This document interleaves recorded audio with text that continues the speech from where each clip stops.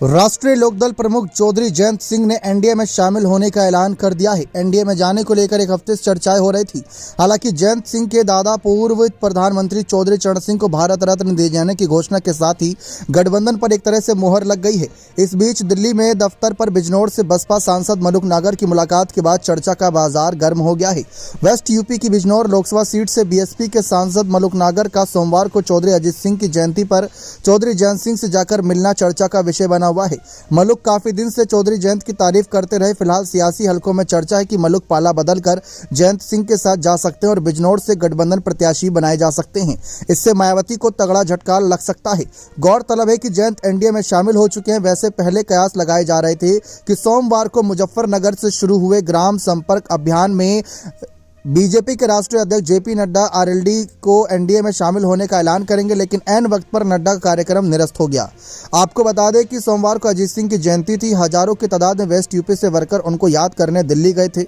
इस बीच कई बड़े ऐलान हुए, लेकिन जहां एक तरफ चर्चा है कि जयंत चौधरी एनडीए के साथ जा रहे हैं, अगर मलुक नागर जयंत चौधरी के साथ गए तो मायावती के लिए बड़ा झटका रहेगा, क्योंकि इस समय मलुक नागर बसपा की एक आवाज़ के तौर पर नजर आ रहे थे। बसपा सांसद है फिलहाल वह, और मायावती के समर्थन में उनका हर दूसरा बयान नजर आ रहा है। मायावती को प्रधानमंत्री बनाने के लिए भी मलुक नागर ने कहा था कि अगर इंडिया दल चाहता है कि बसपा कांग्रेस के साथ हाथ मिलाए तो कांग्रेस को माफ़ी मांगनी चाहिए और मायावती को प्रधानमंत्री पद के लिए आगे करना चाहिए। अगर पहली दलित प्रधानमंत्री बने तो वह मायावती होनी चाहिए, ये मांग की जा रही थी। अब मांग को लेकर कांग्रेस ने इस पर कोई विचार विमर्श नहीं किया, लेकिन मलुक नागर लगातार मायावती को प्रधानमंत्री बनाने की बात कर रहे थे। लेकिन इस बीच अगर वह जयंत चौधरी के साथ चले जाते हैं तो बसपा और मायावती दोनों के लिए बड़ा झटका रहेगा।